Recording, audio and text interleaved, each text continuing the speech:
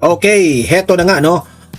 Pakinggan po natin itong official statement ng lawyer nitong si Vice President Inday Sara Duterte na si Attorney Panelo. Okay? Bakit sinampahan niya ng kaso itong si Madriaga? Okay? So, marami pong tanong ang media kay Attorney Panelo, no? Kaugnay po dito sa ginawa ni Vice President Inday Sara Duterte.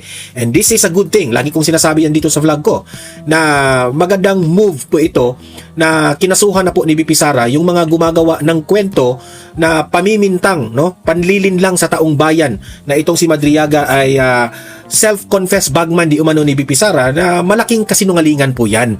At tama lang na kinasuhan niya ito para he will learn his lesson. Nagpapagamit kasi siya sa mga politicians, okay? Pero while VP Sara is protecting sa kanyang sarili, ay todo naman itong mga kalaban ng mga Duterte patungkol po sa impeachment niya. Yan po ang ating tatalakayin ngayon, no?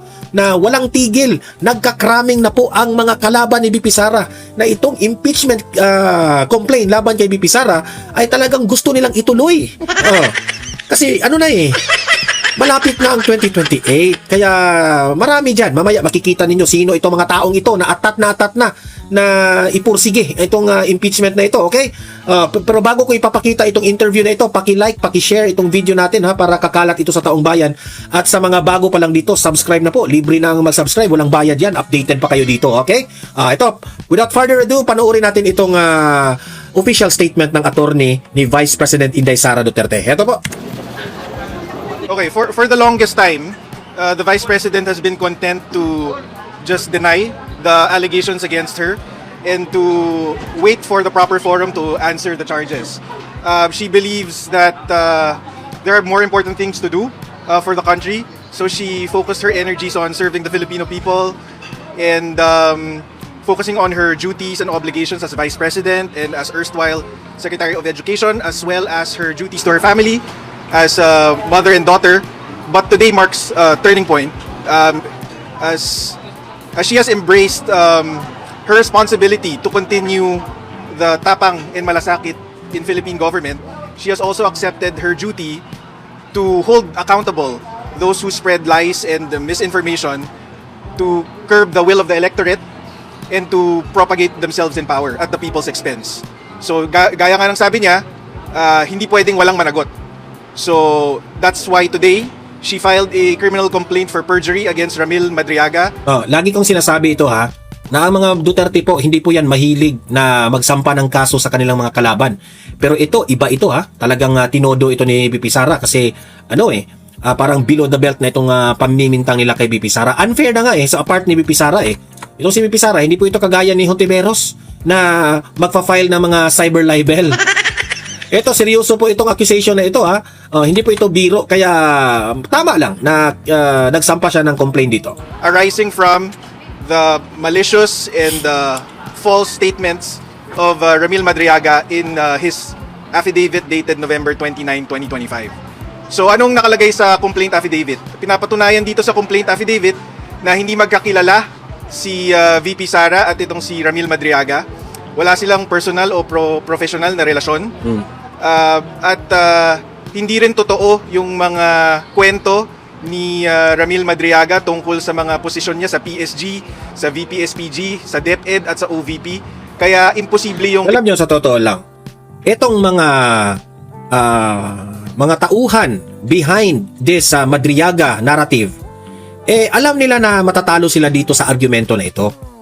Alam nila na mabubuking itong si Madriaga, pero tinuloy pa rin nila itong narrative na si Madriaga di umano ay isang kasamahan sa PSG, si Madriaga ay bagman ni VP Sara, kasi wala naman sila sa layunin nila na manalo sila dito sa kaso na ito Alam nila na gawa-gawa itong narrative na ito, pero ang point po nila na the purpose, yung tawag dyan, ang purpose nila dito is baka meron pang mga tao na maniniwala.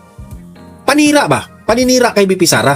Kasi sa mga kalaban po ni VP Sara, alam nila na hindi po uubra itong mga gawa-gawa nilang testigo na ito raw ay bagman ni VP Sara. Hindi. Alam nila, matatalo sila kasi wala silang ebidensya. Pero, propaganda. Para na kapag marinig ito ng taong bayan, hala, ano pala itong si VP Sara? Masamang tao pala ito.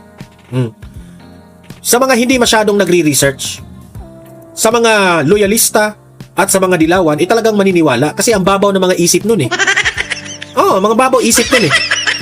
Pero kung susuriin mo talaga, no, kung investigate mo talaga, malayo, malabo. Nakipag-picture lang ito kay VP Sara, ginawa na nilang witness kaagad. Na bagman pa. Ay, nako, grabe. Pinaparatang niya laban kay VP Sara. So, we are confident that this is more than sufficient to for the prosecutors to find probable cause and to determine that there is reasonable certainty of conviction. VP Sara was accompanied today by 5 witnesses, including 2 former PSG commanders who have testified that they don't know any Ramil Madriaga that served Imagine that one, ha? Mismo na ang mga PSG nagsasabi na hindi nila kilala si Madriaga. in the PSG. She also with her today was Colonel Raymond Lachica, the former commander of the VP SPG, the Vice Presidential Security and Protection Group. Also with her was Lieutenant Colonel Dennis Nolasco, who was the security officer for the DepEd as well as the deputy group commander for the VP SPG. Also here with us as a witness is Attorney Reynold Monsayak, former OVP spokesperson, and Miss Ana Magnaye. Yung mga nabanggit dito ni Attorney Panelo, ito yung mga taong makapag-testify na lahat po ng issue nitong Madriaga na ito ay bulok. Walang katotohanan. Yan. An events organizer based in Davao City. Apart from those 2, we also have as additional witnesses former PSG Commander Major General Jose. Yan ang tama. Ang daming witness, di ba? Mananalo pa ba dyan? Mananalo pa ba yan? Talagang todas dito si Madriaga na ito. Sa bagay, nakakulong ka na, mabulok ka dyan sa kulungan. Madadagdagan yung kaso mo. As well as Assistant Special Prosecutor Ryan Kilala. Sir, is the VP bothered because the affidavit of Madriaga is included in the impeachment complaint? No, I think this is a perfect opportunity to show to the people how politically motivated these impeachment complaints are, because they are based on a worthless testimony from an untrustworthy source like Madriaga. It shows that the complainants and those pushing for the impeachment did not fact check or did a background check on Madriaga and his claims, and that's why they claim that his testimony is the smoking gun, quote unquote, for the impeachment against VP Sara. So yun ang pinapatunayan nun. At masaya kami na maipapakita na namin finally sa tao na kung gaano ka politically motivated itong mga impeachment complaint na ito. Pero sir, is she willing na humarap umattend doon sa impeachment hearings si VP Sara? I can't answer that. It's best to ask Attorney Poa, but there's a procedure in the House Justice Committee na susundin, so antayin na lang natin na masunod yung proseso na. Sir, but why now? Because the affidavits po parang lumutang to, I think, last year, at least December last year. So parang ito 3 months for you to file a perjury complaint. So others might just ask na baka na-timing doon sa impeachment dahil kasama nga po siya doon sa mga dokumentong pinasa ng mga complainant. So why now?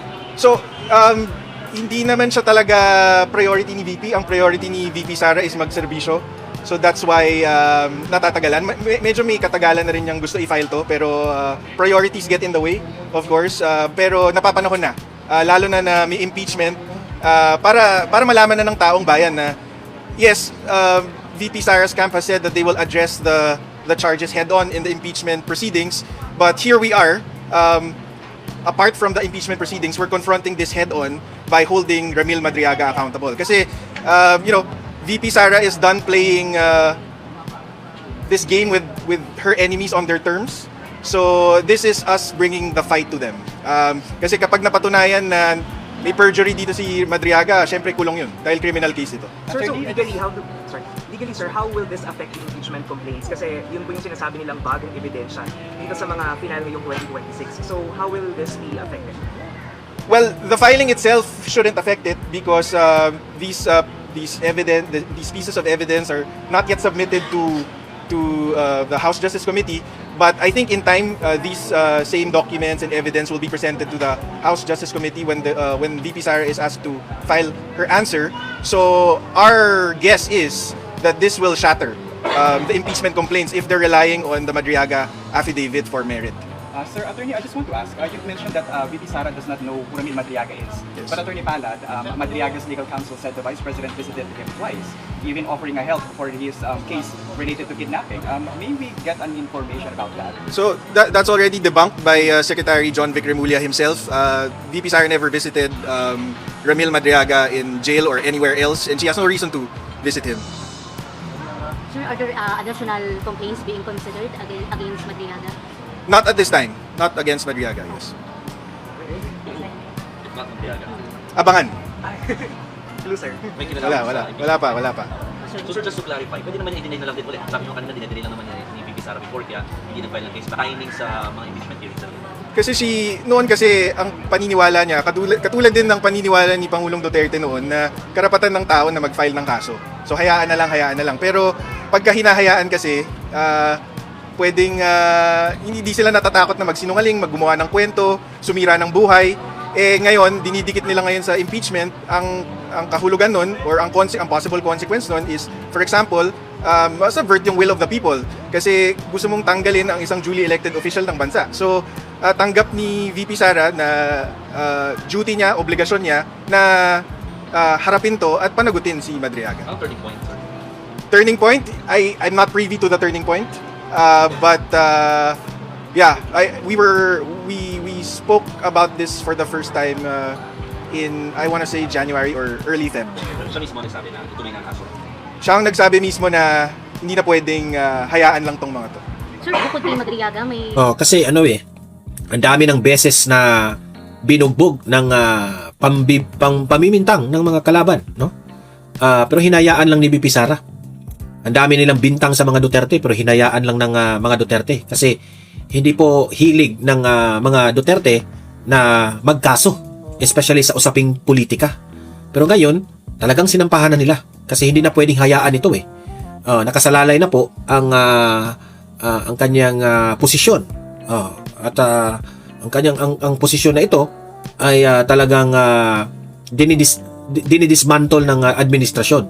Kasi ayaw po nila maging presidente ito sa 2028, kaya todo sila kung ano-anong ibibintang nila para ito yung gagawin nilang reason para ma-impeach itong si VP Sara. At kung ma-impeach ito si VP Sara, alam na natin, hindi na makatakbo si VP Sara at yan ang gusto nilang mangyari. Okay? Bagong mga irereklamo ang VP? Pinag-iisipan. Pero that's a message that we want to send to everybody. VP Sara will not take sitting down any more malicious accusations against him. So, sir, without Julie, naming sir. names, these are people na parang who you believe made malicious accusations against the vice president. Yes. Okay. Maraming salamat. Kasi kung itong mga politicians na ito ay kung sila yung imagine example si Hontiveros, di ba? Mag-file ka agad ng mga cyber libel cases ng mga vloggers. In fact, itong mga vloggers na ito ay nagre-react lamang po sa mga issues regarding ni Hontiveros. Ngayon, it's time for VP Sara also na okay, sige, mamimintang kayo sa akin. Especially, hindi ito cyber libel itong kay VP Sara ha. Perjury ang kinaso niya dito kay Madriaga. Good luck sa'yo. Bulok ka ngayon dito sa kulungan ito. Diba? Wala nang pag-asa makalabas yan. Ngayon naman, ay ito sumisikat ngayon itong si Congressman Suntay. Kasi matapang na nafi-feel ko na itong si Congressman Suntay ay kinampihan itong galawan ng impeachment. Hindi ko alam kung talagang kinampihan niya directly si VP Sara, pero parang siya lang yung congressman na nagko-question dito sa mga issues. Okay? Which is tama naman itong ginawa ni Congressman Suntay.